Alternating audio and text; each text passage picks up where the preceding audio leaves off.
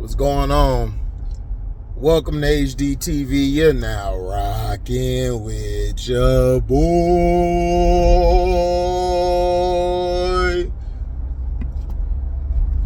Finally saw the Dallas and Seahawks game.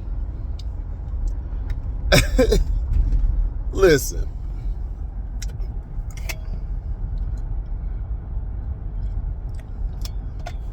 All I gotta say is this. Jerry Jones and the referees did a great job in doing what they had to do. They saved them, and it happened in the third quarter. This is how they got messed up. In the third quarter, I believe, when Dallas was driving, they threw a 5 flags, I believe. I might be wrong. They threw 5 flags against the Seattle Seahawks. One of those was not a flag. The Bobby Wagner play where he hit the running back, that was not a flag. The other 2 weren't a flag. So 3 of them out of the 5 weren't a flag. 2 of them were, but 3 of them weren't. Dallas got saved. This is why I don't trust Dallas when the playoffs start. You're going to play against teams better than the Seahawks. You guys struggle against teams over 500. It's crazy to me. CeeDee Lamb balled out last night. He did his thing, but there was some drops that, that kind of still, like I said, makes him a third receiver. To me, he's not a number 1. But he caught some good passes. And Singleton, was it Singleton? What's his name? Yeah, Singleton, I believe, and Woolen. It's Woolen and I think Singletary or Singleton, whatever his name is. He was doing his job. He was getting physical. He was going at the receivers, and they just kept calling flags. Deron Bland had to be taken off of DK Metcalf because Metcalf just kept burning him. Then he got burnt against Njoku, but Njoku dropped the ball in the end zone and hit the ground. And on that play, they screwed the Seahawks there. The Seahawks scored, but they were screwing them, trying to take away the plays and stuff. Thursday night football needs to be taken away. Period. I'm with CPN. I'm with everybody else. Thursday nights just need to be taken away. It does. Now I'm finna sit my phone down because I'm finna eat, but you guys can hear my lovely voice. Now, Thursday night football has, in my opinion, been a travesty. It's been terrible. Very terrible. The problem is, the game was actually good until the refs started calling all these unnecessary calls. Listen, sometimes you gotta let them play.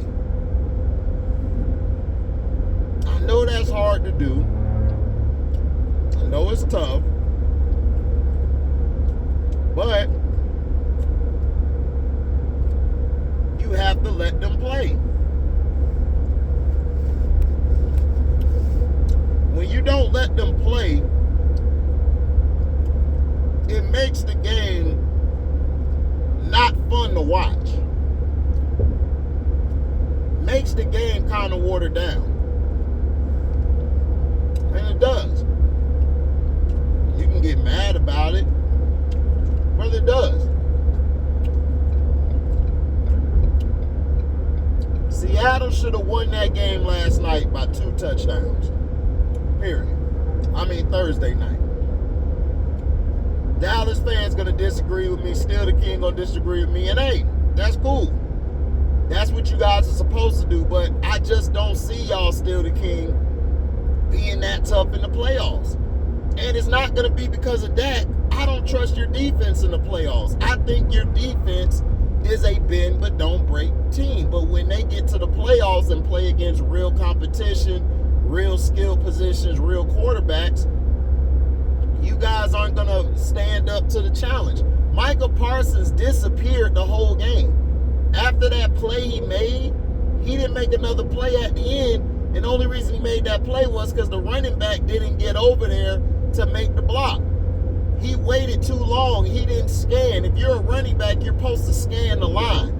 You're supposed to see if Parsons is there. So you know, okay, they got max protection here. I got to roll over here. But see, Dallas at running back has been terrible. The only reason he was in is because Charbonnet got hurt. Or Charbonnet, whatever his name is. He was having a good game and he got hurt. But Dallas should have lost by 2 touchdowns. Also, I blame Pete Carroll for the loss.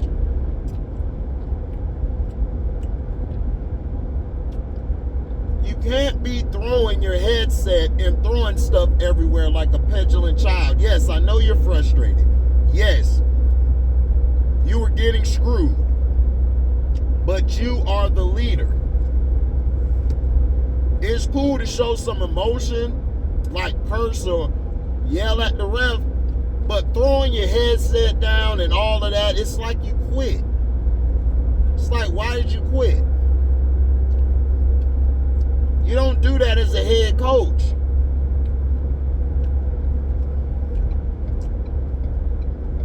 Luckily, the team has good leaders on it. Defensively, Bobby Wagner. Offensively, Geno Smith. Because if that was anybody else, if he didn't have any good leaders on the field, Seahawks would have got blown out.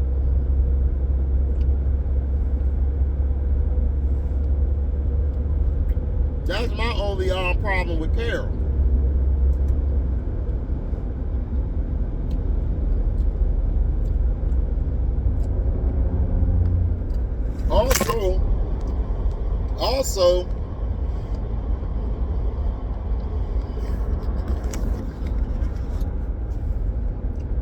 Also,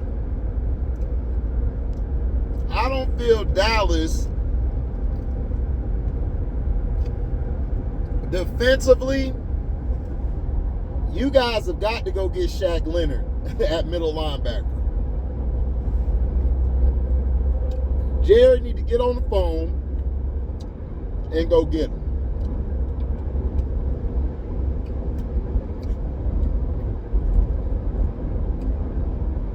Because your front seven at times is lost. Like, they're very lost, especially when it comes to coverages.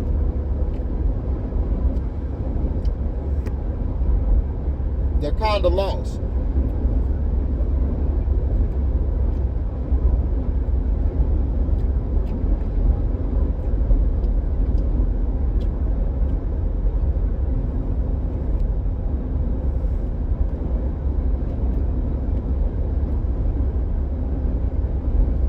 So in my opinion, this is just me.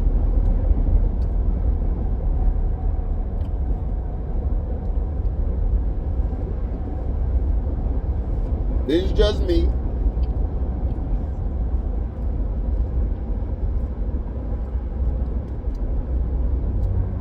I would try to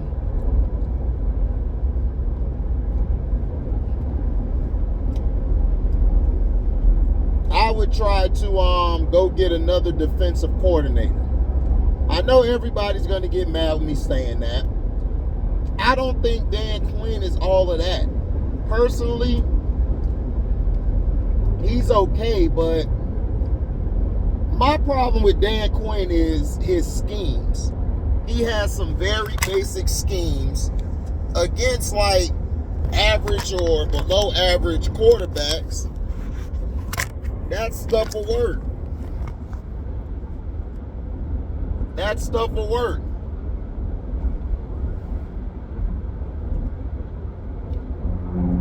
Against the top-notch guys, he gets exposed.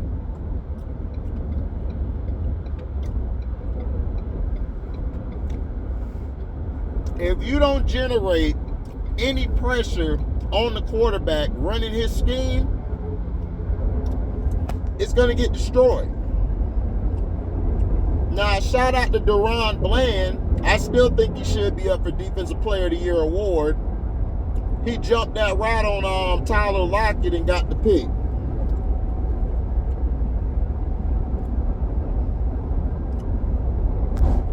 That was to redeem himself, which he did.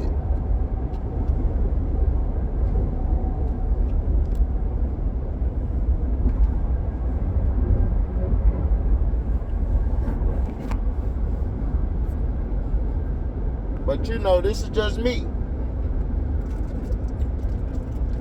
I may be wrong.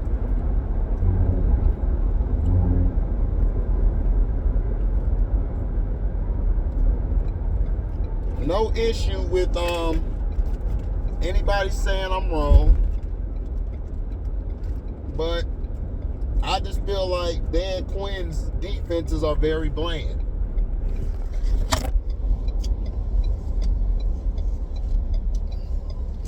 Offensively, I think Mike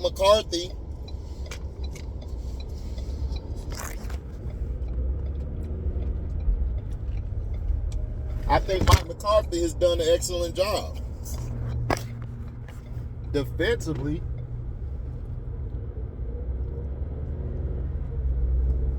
offensively, excuse me, I said defensively. Offensively, I think he's done an okay job. He's been running the ball a lot more.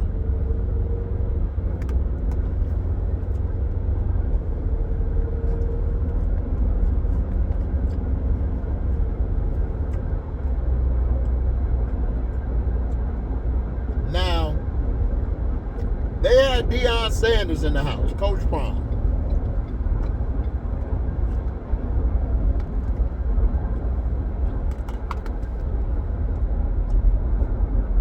Boy, the whispers for him to come to Dallas, if they weren't loud Thursday, they're going to continue to be loud. To me, Mike McCarthy calling the plays has been a lot better than Kellen Moore. But your problem is, in big games, against the Eagles, the defense couldn't stop nothing.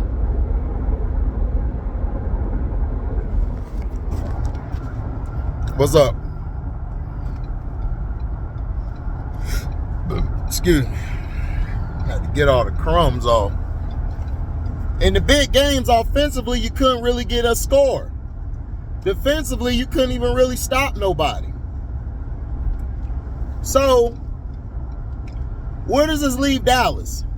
Like I said, Dallas is either a first or they're either a second round team out or a first round team out at worst, depending on who they play. Micah Parsons, they've got to find a way.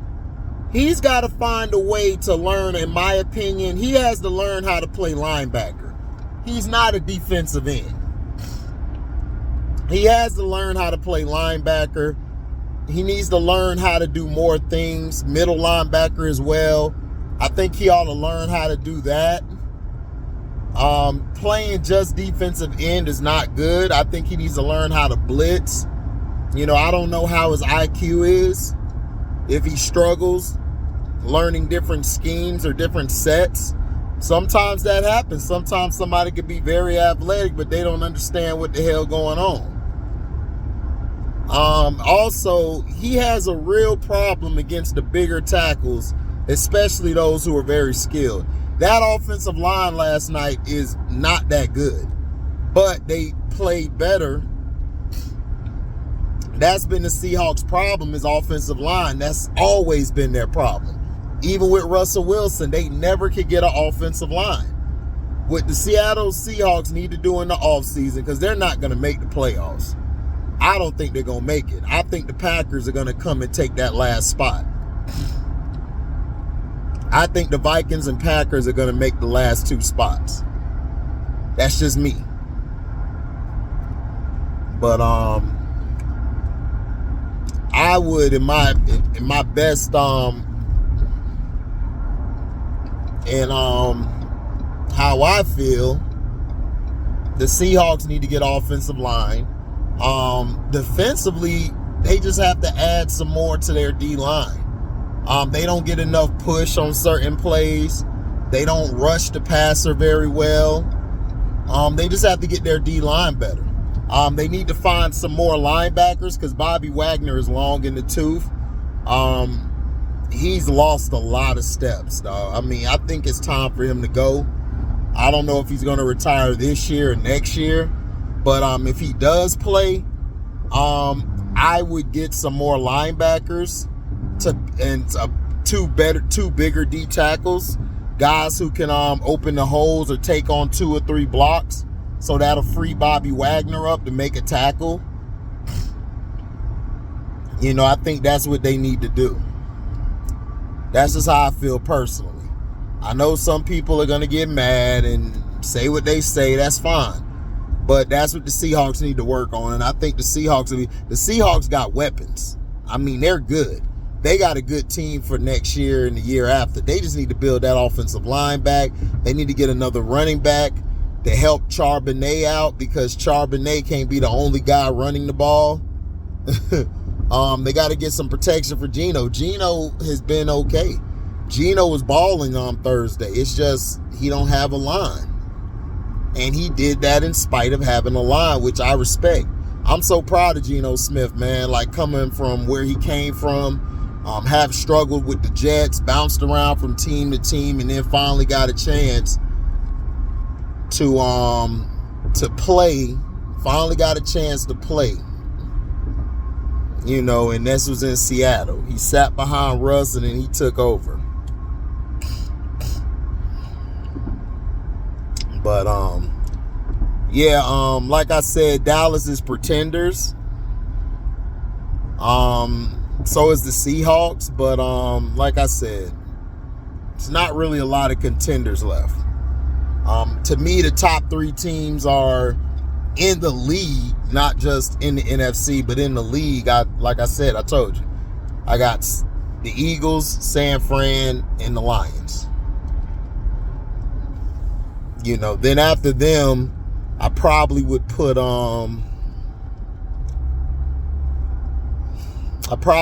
Baltimore, and then I probably would go with the Chiefs. As far as team, because the Chiefs have a very underrated defense. That defense they got, McDuffie and Snead, that cornerback combination is very dangerous.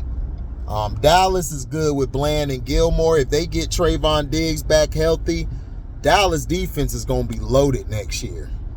Trayvon Diggs is going to be, he's going to be problems. And you probably could push Gilmore to that nickel.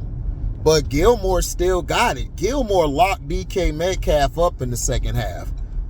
Locked him up. Stephon Gilmore is still the truth. He's still the truth, man. Can't take that away from OG. That's the OG.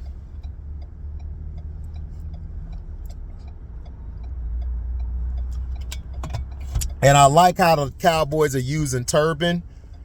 Turbin's going to be an X factor for them soon. Brandon Cooks finally got the ball, but he needs to get the ball more. They have got to get Brandon Cooks more involved.